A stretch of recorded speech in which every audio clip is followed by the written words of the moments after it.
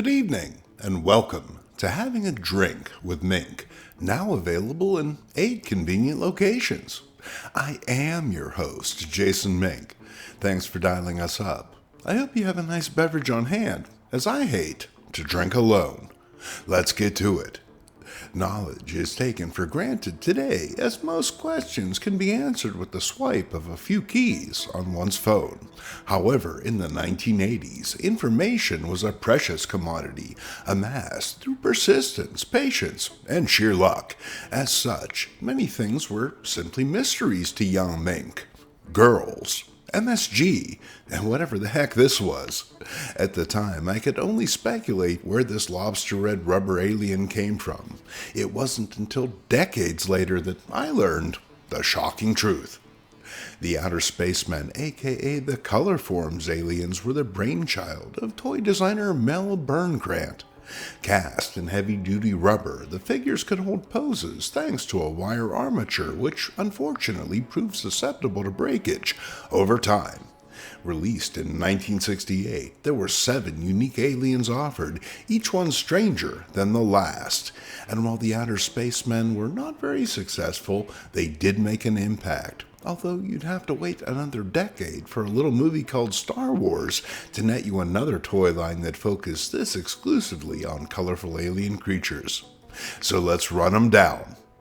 First up, it's Alpha 7. Well, he seems friendly enough. Not one of those probe-happy aliens, if you know what I mean. Then again, his knowing smile could be lulling me into a false sense of security, and then whammo! Who's the sock monkey now?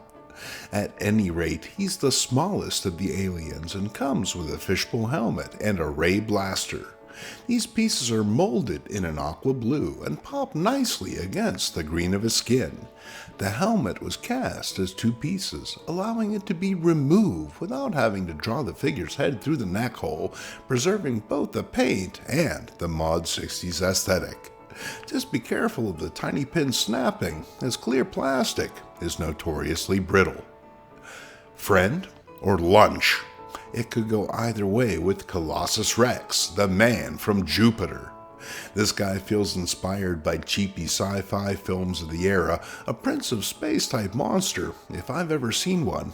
And that's a good thing, I assure you. His stocky frame features some nicely sculpted scales interspersed with spacesuit-type elements. It's actually hard to tell where his outfit ends and his reptilian body begins. And while you might dig for some in-universe rationale, the reality is that these rib bits were essential for the wire armature to work. It's this integration of design and aesthetic that makes these figures so brilliant. He comes with a delicious grape-flavored mace for snacking on when not subjugating the universe. Artificial.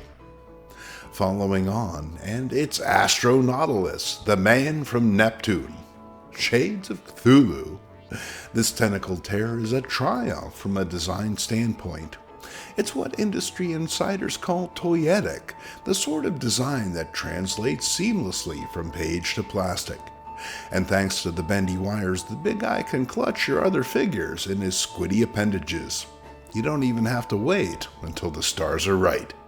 As befitting an undersea creature type, he comes equipped with a trident for spearing the opposition, or just catching lunch. So, what tastes the most like a McDonald's fillet of fish down here?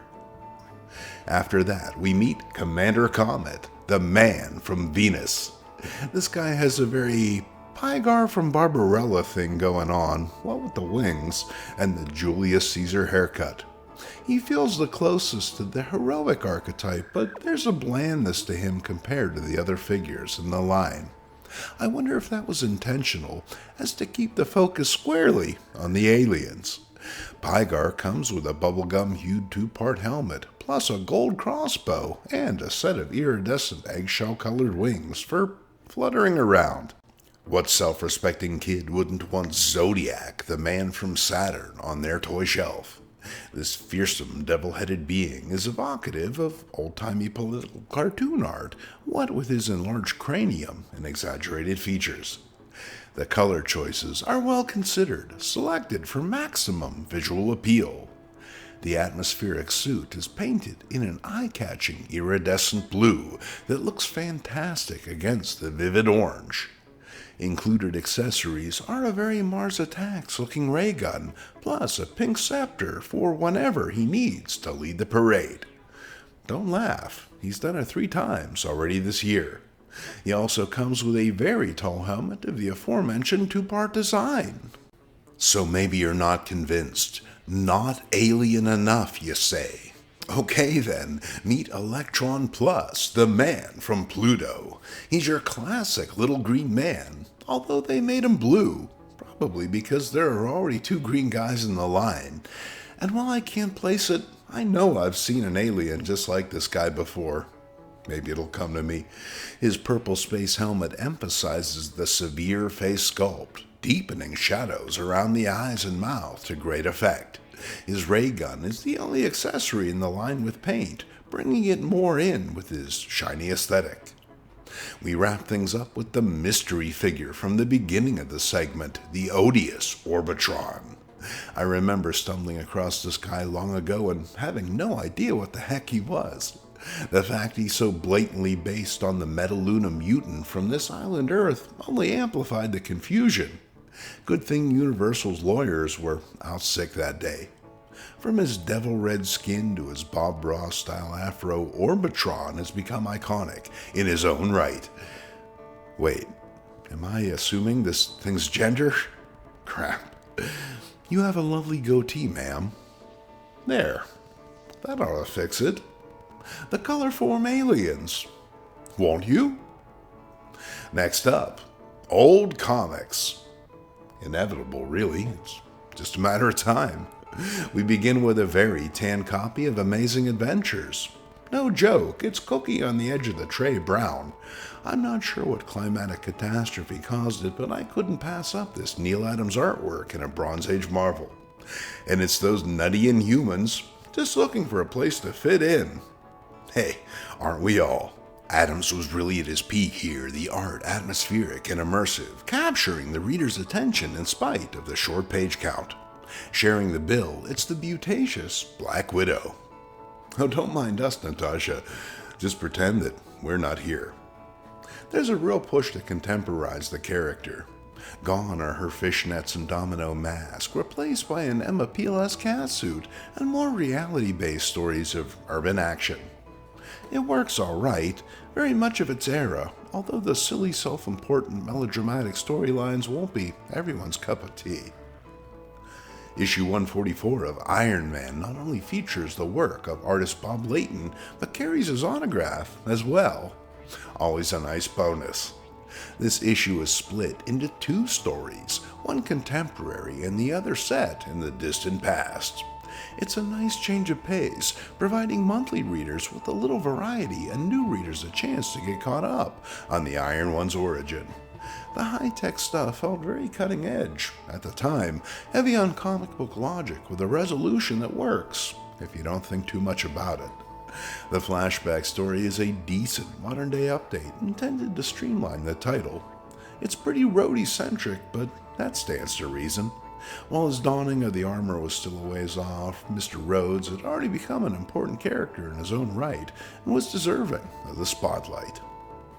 Starro the Conqueror is better known today thanks to his appearances in the modern-day DC universe, but these DC 80-page giant reprints his origins. The DC 80-page giants were a fun and affordable way of getting caught up on tales that you may have missed the first time, and stories like this lend themselves nicely to representation. Breaking the issue into chapters gives it a grander scale, as well as providing artist Mike Sekowsky lots of large panels to work with. Starro has always been a compelling character with an unmistakable design and an alien nature ideal for fighting superheroes. Honestly, I'm surprised he hasn't been used for a Visine ad. Archie's Madhouse was an unusual title, as for the bulk of its run, it excluded the Ginger Oaf and his cast of teen miscreants from more generalized gags and one-off strips. Any Ronald the Rubber Boy fans out there? Stephen Butler. I think we found the next MLJ character in need of a reboot.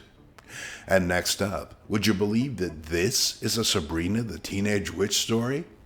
After all, it was the house style that made Archie books what they were, so seeing a main character rendered in such an off-model way is truly jarring. Chick Stone provides the art, but I couldn't find any reason why it looks like this. Dan DeCarlo drew her origin in the house style, so you tell me. We're nutty for shoe store premiums here, and here's one that's new to me. Anyone hip to Weatherbird? I hear Weatherbird shoes are the best. So what's inventor Verney up to? Seems he's invented an electronifier. This works on the principle of a suspended atomic particle which transfers its charge to the... Well, it would take a scientist to explain. What's odd is that a few of Uncle Sam's best dressed haven't come to pay Uncle Verney a visit. Free energy could change the course of civilization as we know it, but Weatherbird just runs around zapping nights with it. And this has to do with shoes, what? No wonder Tesla went mad. Then it's those screwballs and skirts, the dizzy dames. Our tale begins with this insane splash of Dottie throwing herself in the path of a moving car for the sake of a gag. A touch extreme, but hey, I admire her moxie. Landlady Ms. Coldheart shows up on the gal's doorstep to shake him down for past rent, but Dottie and Denise do their best to duck her by laying low. Once they think she's lambed, they attempt to slip out, inadvertently bopping the busybody on the bean. Now sporting a black eye, Coldheart tears into her tenants. They need to come up with the back rent pronto, or tonight they'll be sleeping in Central Park. Denise decides to cut their losses and sell the pair's tap shoes for some quick cash. Sadly, Sam, the local pawn shop owner, turns down the offer. Turns out he has enough on hand already. The best he can do, and it's because he likes them, is swap the shoes for something else. But what else can the gals use to make money? Why, 2 sets of skates are just the ticket. If they can master these, they'll make plenty of kale. It's the step 2 that's a bit sketchy. This is really just a setup to watch them get fast and loose on 8 wheels. And surprise, neither can skate to save their lives, but before there are any broken collarbones, we cut away to 2 bank robbers, disguised as women, fleeing the scene of their latest holdup. The robbers end up directly in the path of our daffy duo, who inadvertently snag the bag of swag before spinning out the front door. In the process, they bowl over a pursuing cop who gets up only to be clobbered again by the robbers he's already chasing. Luckily, Dottie manages to snag a light pole, abruptly halting the runaway ride and knocking out the villains in the process. This results in both a big reward from the police and work for the gals as skaters, although it quickly becomes clear that they'd rather keep their feet planted firmly on the ground. Next up, it's Screwball Sal. The kids get the good news at the malt shop. The big play is on. Only they've been overheard by Screwball Sal, a mixed-up gal who always manages to foul things up. And look who shows up for the audition. Sal makes her entrance, but the uninjured balk at her demands for a role. Only our batty brunette has the upper hand, as it's her uncle who owns a theater that the kids are using. Nepotism, huh? The kids confer, trying to minimize the clear destruction that Sal's inclusion will inevitably cause, but our gal has her heart set on being the play's heroine, mostly so she can get frisky with Chet Whitebread here. Rehearsal goes about as well as can be expected, with Sal pouncing on her helpless scene partner. She's less screwball and more hornball, although I reckon that wouldn't pass code. At any rate, Chet escapes, preserving his maidenhead for another day. Meanwhile, Sal is reined in by tying her to a wheelchair. This comic is wild, man. When Chet reappears, our gal pursues him around the stage in spite of her bondage, and you have to wonder, where are the adults? At least in Archie, we saw various parents and pops at the malt shop. There's nary a grown-up to be seen here, which explains the chaos and B&D elements. Get a load of this coverless cutie. It's Terror Tales.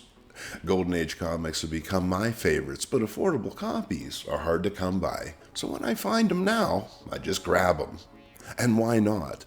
The dreamlike, nearly abstract tales deliver all the thrills and chills that one could hope for, devoid of today's overt commercialism and over-the-top messaging.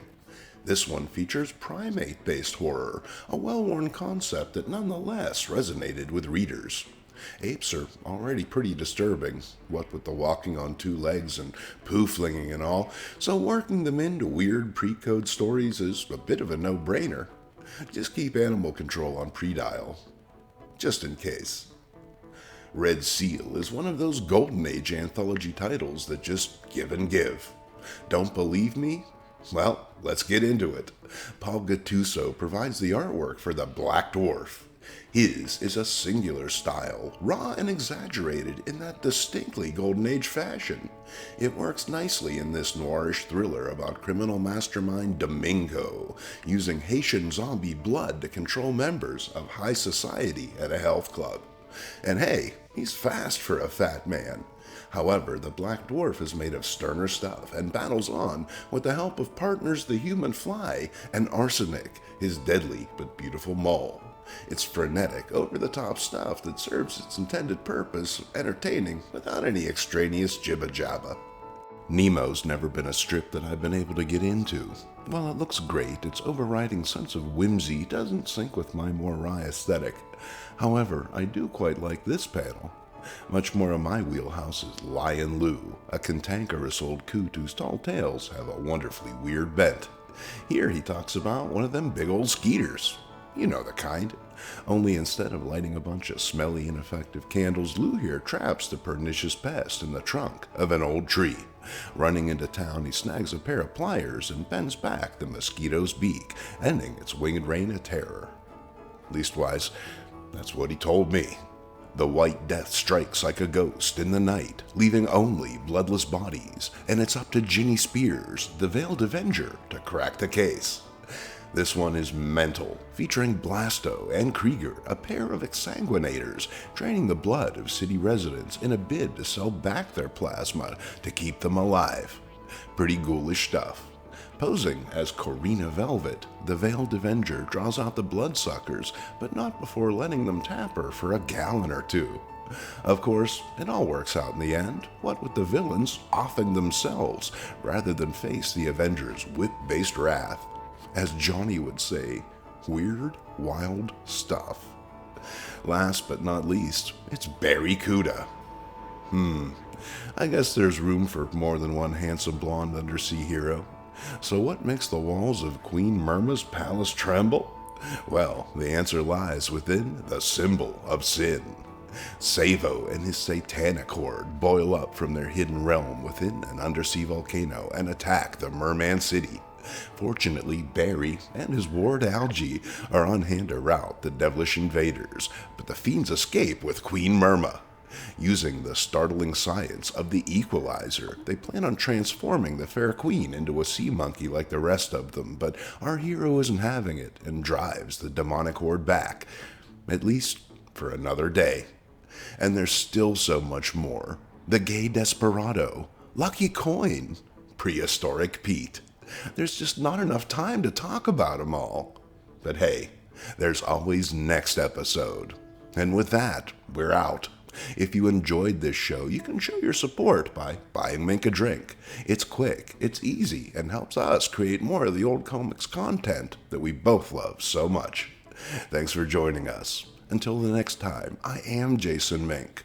For myself and the Odious Orbitron, cheers.